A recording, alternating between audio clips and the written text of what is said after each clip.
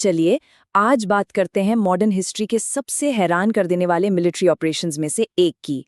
ये कहानी है उस रात की जब एक सुपर पावर ने एक आज़ाद देश के प्रेसिडेंट को किडनैप कर लिया था। आइए, इस कहानी की परतें खोलते हैं। तो कहानी की शुरुआत होती है सीधे एक्शन के बीच से। साल है 2026, तारीख 3 जनवरी और वक्त रात के करीब 2 बजे। जगह है वेनेजुएला की राजधानी कराकस। ऑपरेशन की शुरुआत होती है एकदम खामोशी से, एक जबरदस्त साइबर अटैक, और देखते ही देखते पूरा शहर, पूरी राजधानी अंधेरे में डूब जाती है। बिल्कुल किसी को कोई अंदाजा नहीं है कि ये किस बड़े तूफान का संकेत है। और इसी अंधेरे का फायदा उठाया जाता है। अमेरिकी हेलीकॉप्टर समंदर से बस 100 फीट ऊपर उड़ते हुए रडार को पूरी तरह चकमा देकर वेनेजुएला के एयर स्पेस में दाखिल होते हैं, और उनका निशाना सीधा प्रेसिडेंट निकोलस मदुरो का घर। डेल्टा फोर्स के कमांडोज छत पर उतरते हैं। बिना एक भी आवाज किए वो खिड़की के रास्ते सीधे मदुरो के बेडरूम में घुस जाते हैं। मदुरो अपने स्टील के बने सेफ रूम तक पहुंच पाते उससे पहले ही उन्हें दबोच लिया जाता है। और ये सब हुआ कितनी देर में? सिर्फ 5 मिनट। जी हाँ, सिर्फ 5 मिनट के अंदर एक देश का प्रेसिडेंट अमेरिकी सेना की कस्टडी में था। और जानते हैं इस पूरे ऑपरेशन को कौन देख रहा था? हजारों मील दूर फ्लोरिडा के एक कमरे से अमेरिकी प्रेसिडेंट डोनाल्ड ट्रंप लाइव। बाद में उन्होंने जो कहा वो और भी चौंकाने वाला था। उन्होंने कहा, मैंने इसे सचमुच ऐसे देखा जैसे मैं कोई टीवी शो देख रहा हूं। जरा सोचिए, एक रियल लाइफ ऑपरेशन, और उसे कमांड करने वाला इसे एक टीवी शो की तरह देख रहा था। तो ऑपरेशन कैसे हुआ ये तो देख लिया, काफी हैरतअंगेज था बिल्कुल। लेकिन हर कहानी का जो सबसे बड़ा सवाल होता है वो है क्यों। तो अब आते हैं इस पूरे मामले के सबसे जरूरी सवाल पर। आखिर ये सब हुआ क्यों? अमेरिका ने इतना बड़ा कदम, एक आजाद देश के चुने हुए लीडर को किडनैप करने जैसा कदम क्यों उठाया? क्या थी असली वजह? यहाँ पर ना 2 अलग-अलग थ्योरी सामने आती हैं। पहली, जो व्हाइट हाउस की ऑफिशियल कहानी थी, उसके मुताबिक मादुरो एक नार्को टेररिस्ट थे जो अमेरिका में ड्रग्स भेज रहे थे। लेकिन दूसरी तरफ ज्यादातर एक्सपर्ट्स का मानना है कि असली मकसद कुछ और ही था, और वो था वेनेजुएला का बेशकीमती तेल। अच्छा, तेल वाली बात को समझने के लिए जरा इन नंबर्स पर एक नजर डालते हैं।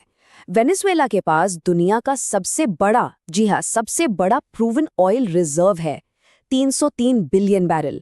ये सऊदी अरब से भी ज्यादा है और अमेरिका के मुकाबले तो कहीं ज्यादा। अब अंदाजा लगाया जा सकता है कि ग्लोबल एनर्जी मार्केट में वेनेजुएला कितना ज्यादा जरूरी है। अब एक सवाल उठता है कि वेनेजुएला के आम लोगों का इस पर क्या रिएक्शन था। इसे समझने के लिए हमें देश के अंदर के हालात को देखना होगा। मदुरो के राज में वेनेजुएला की इकोनॉमी पूरी तरह तबाह हो चुकी थी। देश में हाइपर इन्फ्लेशन की दर जानते हैं कितनी थी? 1 मिलियन %। मतलब जरा सोच कर देखिए, आज जो चीज 1 रुपए की है, कल उसकी कीमत 10,000 रुपए हो जाए। इस आर्थिक तबाही का नतीजा क्या हुआ? एक बहुत बड़ा मानवीय संकट। करीब 80 लाख लोग, यानी देश की 1/4 आबादी, अपना घर बार छोड़कर देश से भागने पर मजबूर हो गई। ये एक बहुत बड़ा नंबर है। तो जाहिर है, जब अमेरिकी ऑपरेशन की खबर आई तो बहुत से लोगों ने सड़कों पर जश्न मनाया। उनके लिए ये कोई विदेशी हमला नहीं था, बल्कि एक जालिम हुकूमत से आज़ादी थी। वो सालों से खाने पीने की कमी, बेकार हो चुके पैसे और एक ऐसे लीडर से परेशान थे जिसने 2024 के चुनाव में धांधली करके सत्ता पर कब्जा कर लिया था। लेकिन कहानी सिर्फ वेनेजुएला के अंदरूनी हालातों की नहीं है। अमेरिका के इस एक्शन के पीछे एक लंबी जियोपॉलिटिकल हिस्ट्री भी है। अमेरिका और वेनेजुएला के बीच तनाव की जड़ें, जैसा कि हमने पहले भी बात की, तेल में ही हैं।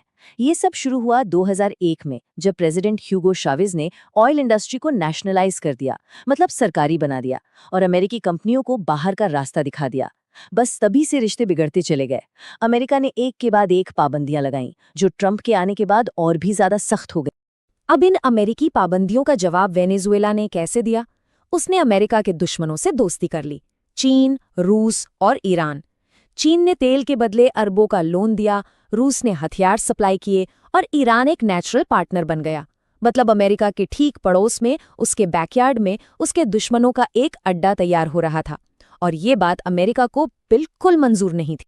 तो जैसे ही ये ऑपरेशन हुआ, दुनिया भर से रिएक्शंस आने लगे, और ज्यादातर रिएक्शंस बहुत तीखे थे। लगभग पूरी दुनिया ने अमेरिका के इस कदम की निंदा की। ब्राजील, चिली, मेक्सिको जैसे लैटिन अमेरिकी देशों से लेकर यूनाइटेड नेशंस तक सबने कहा कि ये इंटरनेशनल लॉ का खुला उल्लंघन है और चीन और रूस ने तो इसे सीधे सीधे एक आज़ाद देश पर हमला बताया। इस ऑपरेशन के आलोचकों ने इसे एक नया नाम दिया, न्यू एज कॉलोनियलिज्म, यानी नए जमाने का उपनिवेशवाद। मतलब तरीका नया है लेकिन काम वही पुराना है। एक ताकतवर देश अपनी मिलिट्री और इकोनॉमी का इस्तेमाल करके एक कमजोर देश पर कब्जा करता है और उसके नेचुरल रिसोर्सेज पर अपना कंट्रोल जमा लेता है। और यहाँ एक और बहुत ज़रूरी बात है, ये ऑपरेशन सिर्फ इंटरनेशनल लॉ के खिलाफ नहीं था, इसने खुद अमेरिका के कानून को भी तोड़ा। अमेरिकी संविधान साफ कहता है कि जंग का ऐलान करने के लिए कांग्रेस की मंजूरी ज़रूरी है, और इस केस में ट्रंप ने वो मंजूरी नहीं ली थी। तो ये ऑपरेशन सिर्फ वेनेजुएला के लिए नहीं बल्कि पूरी दुनिया के लिए एक टर्निंग पॉइंट है। सवाल ये है कि अब आगे क्या होगा, इसके लंबे समय तक क्या असर होंगे और ये घटना दुनिया को किस दिशा में ले जा रही है। वेनेजुएला का भविष्य कैसा होगा? देखिए, 3 रास्ते दिखते हैं। पहला, अमेरिकी सेना देश पर कब्जा करके बैठ जाए। दूसरा, अमेरिका के सपोर्ट वाली एक नई सरकार बना दी जाए जो शायद एक कठपुतली सरकार हो। या तीसरा, मधुरो के वफादार लोग हथियार उठा लें और एक लंबा सिविल वॉर शुरू हो जाए। और दुख की बात यह है कि तीनों ही सूरतों में वेनेजुएला के आम लोगों की मुश्किलें शायद कम नहीं होंगी। और ये पूरी कहानी हमें एक बहुत बड़े सवाल पर लाकर छोड़ देती है।